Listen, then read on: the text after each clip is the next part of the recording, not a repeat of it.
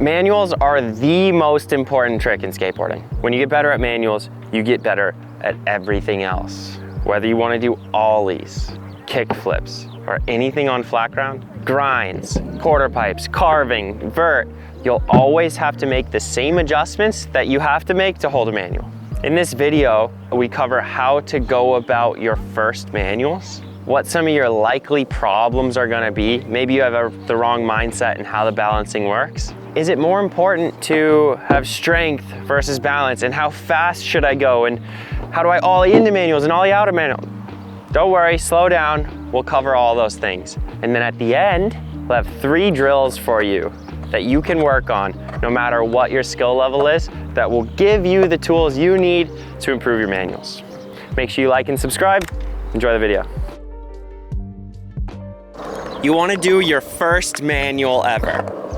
What is the mistake you're most likely to make? When you first go to pick up the nose, the odds are you're gonna take your shoulders and you're gonna lean them back so you're looking at the sky, so you can then help yourself pick up the nose. I hate to break it to you, that's probably the worst thing you could do for manuals. It's not your fault though, everybody does it. It makes sense, because if I want to pick up the nose, I should put my shoulders at the same angle that I want the board. You'd think, but what that does is create, well, a lot of problems. One of the biggest problems it creates is the adjustment that you have to make from there is the opposite, and then your upper body starts flying around and you start skating like a wacky inflatable 2-man, but you're not really able to hold the manual. So what we want to do is keep our upper body flat, or like keep our shoulders parallel to the ground, or you can even drop your front shoulder just a hair so you're leaning almost a little bit forward. That's just fine with me. Okay, now that we define the shoulders, we can forget about them, we know what to do. The big point that I want to get across in this section is board placement is more important than leaning. What do I mean by board placement? We can skate with our board sitting behind us a little bit. On camera, it doesn't look like much, because to the untrained eye, it looks like I'm just directly over top of the skateboard. But really, those back trucks are sitting behind my head, sitting behind my back shoulder. So this board, I would consider this board sitting behind me. It feels like I'm skating like this. We want the board to be positioned so our head is sitting over the back trucks. I don't know how this looks on camera, but it might seem like I'm sitting way behind it. And that's okay, because to do a manual, we want to balance over those back trucks, right? When you step on the board, this doesn't look that weird. This looks pretty normal. But now, if you see the difference between this and this, you can start to tell that that board can really move around a lot underneath you. So let's figure out how to make those adjustments so then it's easier to hold a manual. I want you to step on the board in the standard ollie foot position. So your front foot is gonna be something like 2 inches below the front bolts. The exact spot isn't too important. Your back foot, your toes will be up against the edge of the board, so you're on that toe side rail. I don't want your back foot to be hanging off the edge like this. It's no good. Then from here, you're gonna bend both your knees, and then you're gonna bend your back knee a little bit more than your front. It's gonna open up your hips so you can face where you go. That's gonna automatically load your back foot a little bit stronger than your front. So maybe you're dealing with 60-40, 60% of your weight on your back foot. Then from here, I want you to slide that board forward as much as you can without falling off the back. You'll notice I kind of leaned in with my upper body, and my knees are bent slightly a different amount. My back knee's bent a little bit more. I feel my back foot on the tail a lot, and my head, I can easily put it over those back trucks. Now all I gotta do is pick up my front foot, and I can hold a manual. I want you to be able to read and react to your board. So if you pick up the nose and your board slides backwards, that means you're set up too far over the center of the board. If you pick up your board and it slides forward, that means you're centered too far off of the tail, which is likely you're throwing your weight into the tail as you pick up the nose, and then that energy is carrying. It's quite difficult to set up too far over the tail at address, so I wouldn't worry about that too much. The odds are you'll just be too far in front of the tail in the center of the board, and that will be the issue. I want you to approach manuals patiently. You're doing these to get long-term feel for your skateboard. So don't be upset if you try your manual and they just don't work and they look like this. Slow down, get your board position right, try to hold it for 1 second at a time, 5 seconds at a time. The more you practice it, the better you'll get. So you're trying to hold a manual. What's more important? Is it strength or is it balance? And really, it's a combination of the two, but strength is more important than you'd think. It can really get you out of a pinch, because when you start to lose your manual, you can use your strength to pick yourself back up, to put your board in the position you want, and then once you use your strength to get your board into a good position, you can rely on balance, and it doesn't take very much effort. But we can't just be lazy and have perfect balance all the time. It's just not gonna work. So what does it mean to be strong in a manual? That means we're able to bend both of our legs and to keep our back leg bent while we're holding it. By having both your legs bent, you're gonna load the muscles in your quad, in your calf, in your hamstring, in your ankles. It's gonna tire you out a lot faster, but it's gonna show you a deeper manual position where you can make more adjustments than if you're just straight leg up top.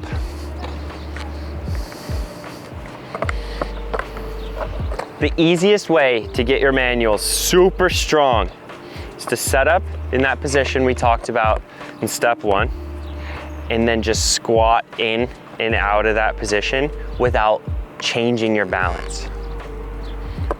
You might have to adjust the direction that you squat, because the odds are as you start bending down, you start loading your front leg a little bit more. Instinctually, it feels more natural as you squat to get over the front of the board. But when you learn how to squat a little bit more on that back leg and not adjust your balance, you'll be a lot better off and be able to hold your manual through a lot of different terrain, and you'll be able to recover from mistakes within your manual because you have this stable, strong, low position. And with that strength comes balance and the ability to do tricks out of a manual, do tricks into a manual. So when it comes to strength versus balance, I say strength is more important. Within a manual, there's constant adjustments being made 100% of the time, always. So when you're showing examples of these tiny adjustments, it's quite difficult because it's already happening. If you haven't been able to see the adjustments so far when the manual is happening, start paying attention to how the back wheels are rolling on the ground. So I'm gonna try a manual without letting the back wheels roll, like at all. Try to lock them into place. Okay, I fell off the back. If that were to happen and I was trying to hold the manual, I would use my back foot and try to place those wheels in the right spot so I can continue to balance over it, right? You see it start to slide back and forth forward. If I let those wheels just stay still, I'm gonna immediately tip one side or the other. So I'm constantly just holding that board underneath me exactly where I want. I imagine it like, I don't know if you guys will be able to see this, but I imagine it like I either wanna be balancing on this part of the wheel or this part of the wheel. Like I imagine which part of the wheel is on the ground. I don't know why that makes sense to me, but that's how I see it. If I push the board more forward, I'm gonna be balancing further back on the wheel. If I push the board more back, I'm gonna be balancing on the front side. That's just my key thought, but I want you to know that whenever those wheels are moving back and forth, that's me making one of those micro little adjustments to hold that board underneath me.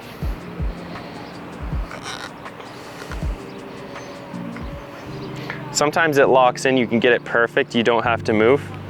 but that's so rare. I'm trying, but see, it's just shaking a little bit.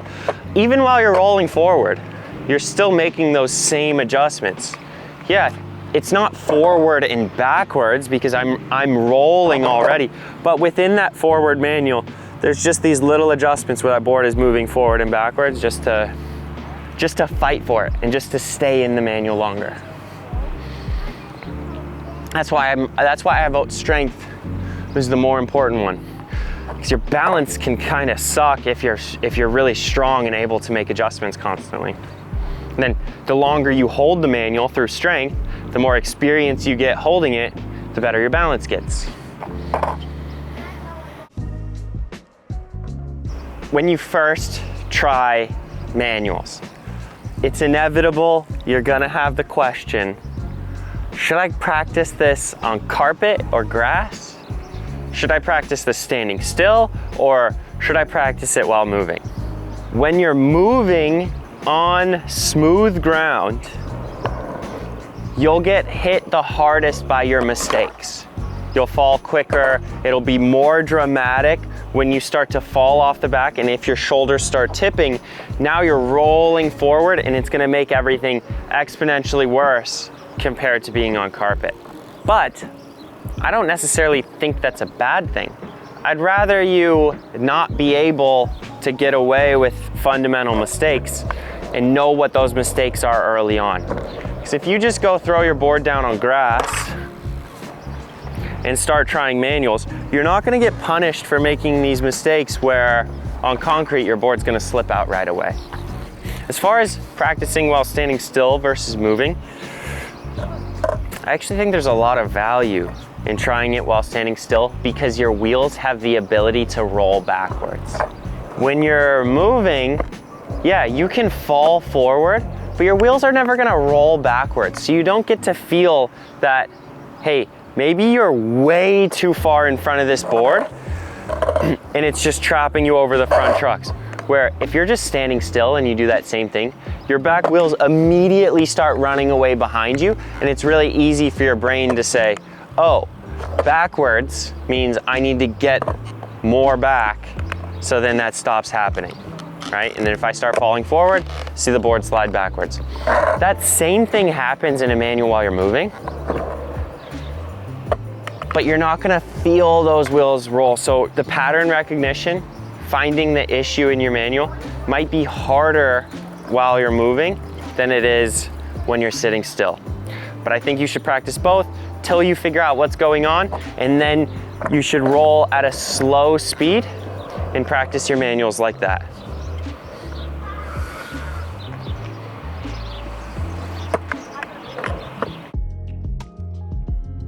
Now that you set the foundation for a good manual, let's learn how to ollie into them. When you're first going about adding an ollie, what I want you to do is try and set up with your front foot a little bit closer to the nose than you usually would. This will keep the ollie really low and predictable. And then I want you to try to set up over the tail, just like we talked about earlier in this video. So you're ready to balance in a manual, but you have a really stable position because your front foot is gonna be sitting closer to the nose. From there, you should be able to just jump and bounce your tail into the ground and not have to change your balance at all. That's a great goal, but sometimes that's a bit difficult. Another thing you can do is make the same adjustments that you would make to set the board up in that position that you want, but we can just do that in the air. You won't be able to see it because it's a very small adjustment, but I can definitely feel if I bend down over my front leg, now I have to throw the board a little bit more forward underneath me. It's really up to you, depending on how you like to load your ollies when you're in the setup position. So when you're dealing with ollieing onto something like a manual pad, we're gonna go through the same process. We're gonna find a front foot position that complements the height of the manual pad. So if it's a bigger manual pad, we'll drop our front foot lower so we can ollie higher. If it's a smaller manual pad, we'll leave our front foot higher, closer to the bolts to keep that ollie down and to make it more predictable.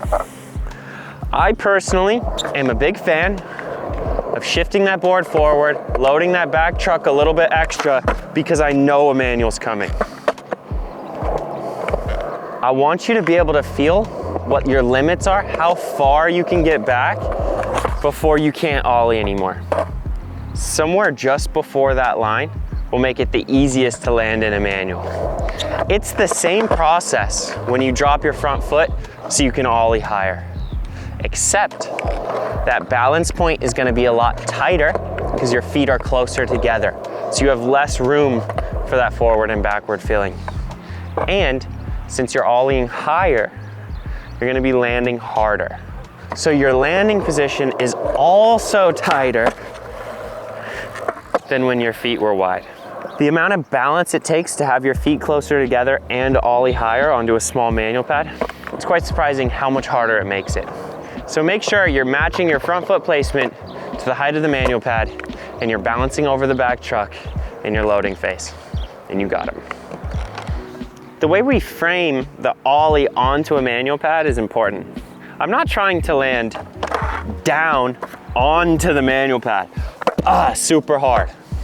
Essentially, I'm trying to get up this manual pad as close as I can so I can land really soft and it feels similar to a flat ground manual. When you don't have confidence in your ollies, it's easy to try too hard, to jump too high, to lose connection from the board, and then try to land in a manual. You're making your life very difficult. If you don't have the skill set to do a smooth, low ollie, land soft with your balance over the back truck, work on those skills independently and then bring it to the manual pad. There's nothing more frustrating than working on a manual and not making any progress and not knowing what to fix. So if that last attempt reminds you of you, slow down, work on the fundamentals, gain confidence so you can barely clear your back wheels, land in a manual nice and soft. You're not bringing everything up into the sky and landing on the manual pad. You're essentially just bringing the board up to it. If you look at my head doesn't have to move that much to get my board that high. So I want you to think about your upper body and your lower body working independently so you can keep it low and soft and you can focus on accuracy, not so much jumping. If you watch my head on these next two attempts, this one I'm gonna let everything fly. I promise I tried to do a manual. It didn't look like it because I didn't get close. But if you think about it, that's just what it looks like to struggle with manuals because you make that mistake. I'm not trying to make it more dramatic or less dramatic. I just tried a manual with that mistake. It's almost impossible. So now we're gonna look at our upper body and our lower body like they are coming towards each other in the air, and I'm just staying compact and then stand up out of it.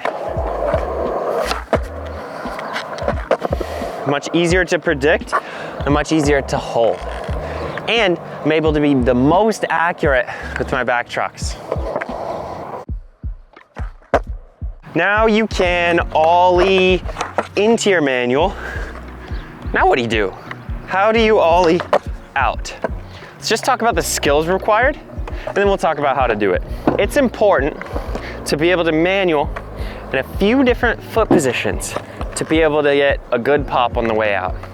The reason is, if you're stuck just manualing like this, it's gonna be really hard to have a consistent pop because my toes are hanging off. We're gonna be finding ways to load the board, which means we wanna feel pressure in opposing forces as we're squatting, so this board lightens up and becomes reactive, so it wants to bounce off of the ground.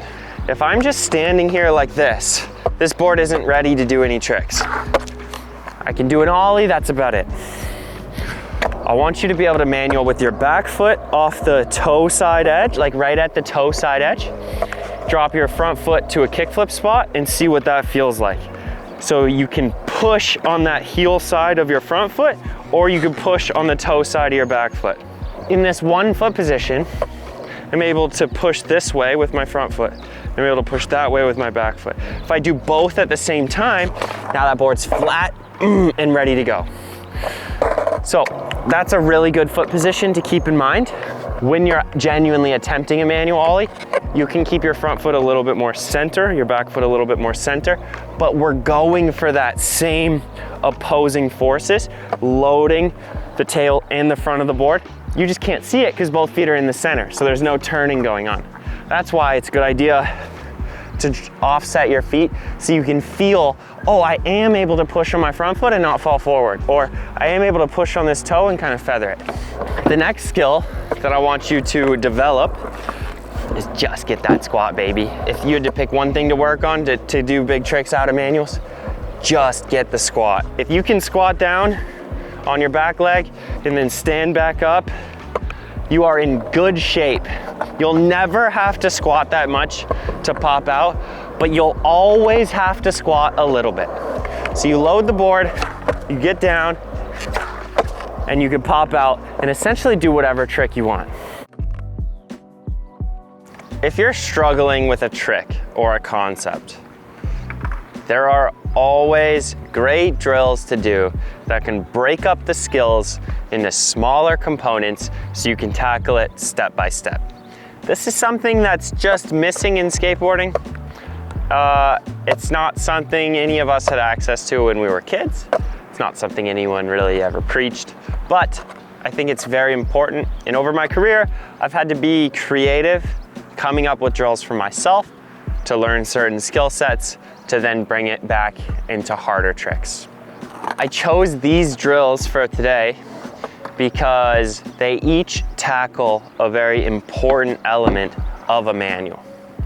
Basically, it's broken down into 3 separate components, and each drill hits one of those components really hard. So, how much time should you be dedicating to drills, to breaking your tricks down into microscopic little steps? For me, I start every session with them. Maybe it's not super structured, like, okay, I gotta do 20 toe touches and 5 tail drags or whatever you wanna say. But I always come with today's session in mind, and I make sure to work on the easiest possible version of that skill that I wanna do that day. Work on it until I feel comfortable. A lot of times when you're a beginner or intermediate, you don't like breaking down your tricks because it feels like you're breaking down, you know, let's say you're still working on manuals. You get it wrong. It feels like you can't break it down any further. But that couldn't be further from the truth. You always can take a step back and work on a skill that will help you hold it. It's easier to start breaking tricks down once you get into the higher level flip tricks, rail tricks, going downstairs, because it's like, okay, I'm trying to tray flip the stair set. I should learn tray flips on flat ground first. It's like very easy to see the line, where when you're working on these super beginner fundamental skills, it can be hard to know how to break it down into further steps.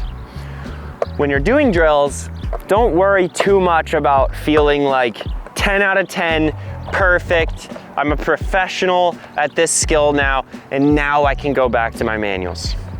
No, you should feel safe, comfortable, confident, and build a little bit of muscle memory. Start building those neural pathways and allow them to get stronger over time. So something like a 7 out of 10 in comfort, in confidence, and skill will be just fine. On the flip side, don't be upset if you feel a 2 out of 10 or you can't do it at all. That's what they're for. That's the great part about drills. No matter your skill level, it's good for you to practice them. Okay, for the first one, it's just gonna be as simple as hitting your tail to the ground, putting the board back down, and then doing it the other way.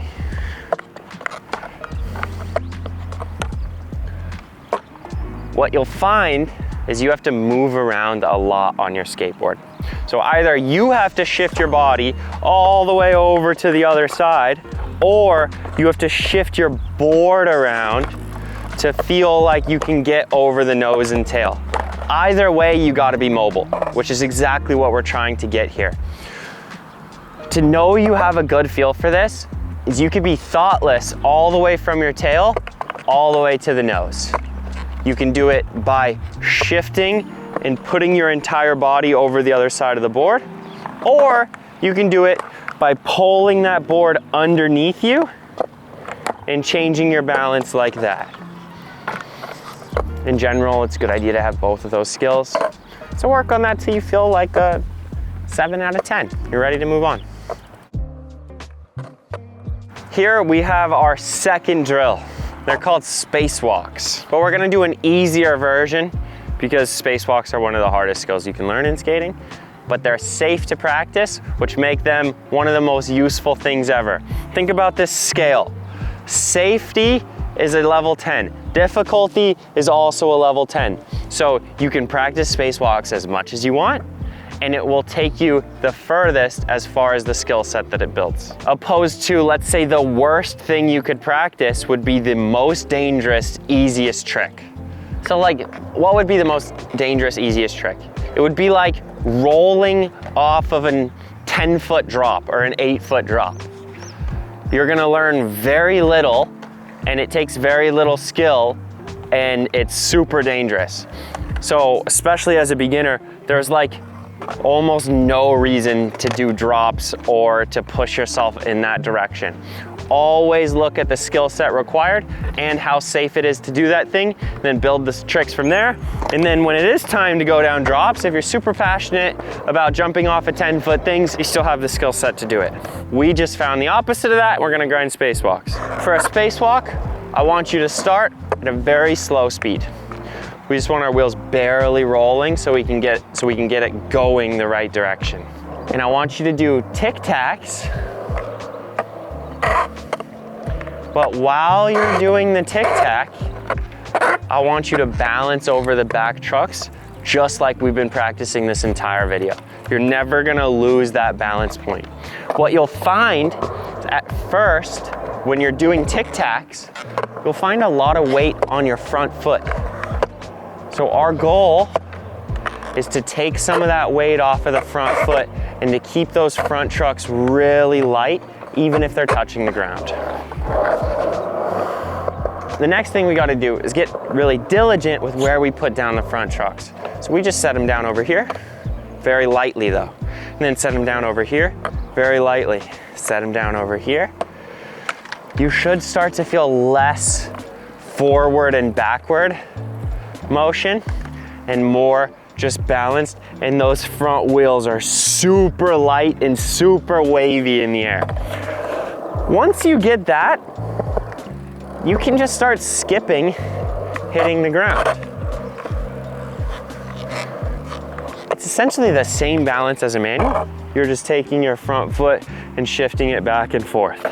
It's quite a fun thing to practice. It's very fluid, feels natural once you get it, but it takes a while for it to unlock. The most satisfying thing is when you're doing a manual and you're holding it for ages, and then you come to a stop. And the whole skate park goes, oh, that manual's over. And then you go, psych, and then you're back in it. Finding a 7 out of 10 comfort in spacewalks, sort of up to you what that feels like. You don't have to hold it all the way through. Remember, we're using this to practice our manuals. So we're picking a harder version of a manual to practice manuals. So like, if I feel a 7 out of 10 on spacewalks, that must mean my manuals are like a 10 out of 10, and what is Mitchie saying? All you want is to feel comfortable with the skills required to do it. You don't have to be able to mesh them all together and do all the skills at once every time for it to be good. Like, oh, I can feel when I get too far forward. Or maybe when I turn backside, that's connected with, maybe I pull on the board with my back foot in a different way. Or when I go front side, maybe my shoulder comes up. Start to put the pieces together. And I don't care if it's just a regular tic-tac. but we have to be creative and use that in a way that's beneficial. If you can do that, if you can do tic-tacs the right way, and you feel comfortable with the skills, I'm happy to call that a 7 out of 10. For our third drill, we have manual hippie jumps. There are a couple of ways you can go about this.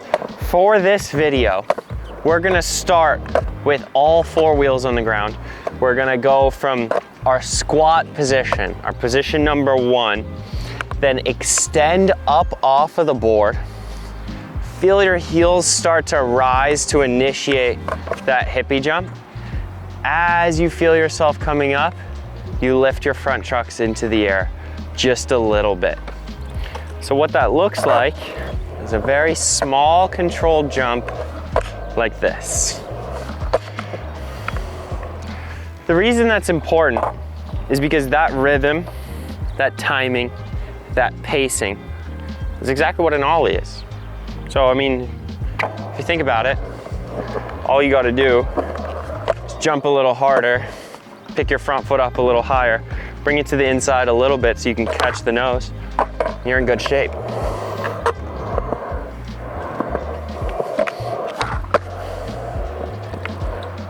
You should be able to jump pretty high and get a little bit of space from the board. Mostly, I just want you to feel the way that board wants to follow you up into the air. If this is so good, why are we not starting in a manual and then jumping from there to do it? Yes, that skill set will help with manuals, but we already worked on the manual squats, right? So that's a different skill than the jumping part. So I don't want you to have a perfect manual squat just to work on your manual hippie jumps. See, the same theory. We're breaking this one skill down into 2 separate components, and then we can put them together later when it's time to, you know, ollie off of a manual pad. Hands down, the biggest mistake I see in ollies is people start lifting the nose before they start to jump. I see it like 1,000 times a day. You have to start jumping before you lift the nose. If you can get that timing right, I promise you'll be able to do ollies out of your manuals, and you'll improve all of your popping tricks along with that. Well, thanks for watching. If you paid attention, now you know all the skills you need for a manual, and you definitely know what not to do. On top of that, you got some drills so you can break down the skills into separate steps and then apply them later when you're ready. If you like this and you like the drills, make sure you check out our online community. We have a great 3-phase program with over 100 drills just like you saw in this video.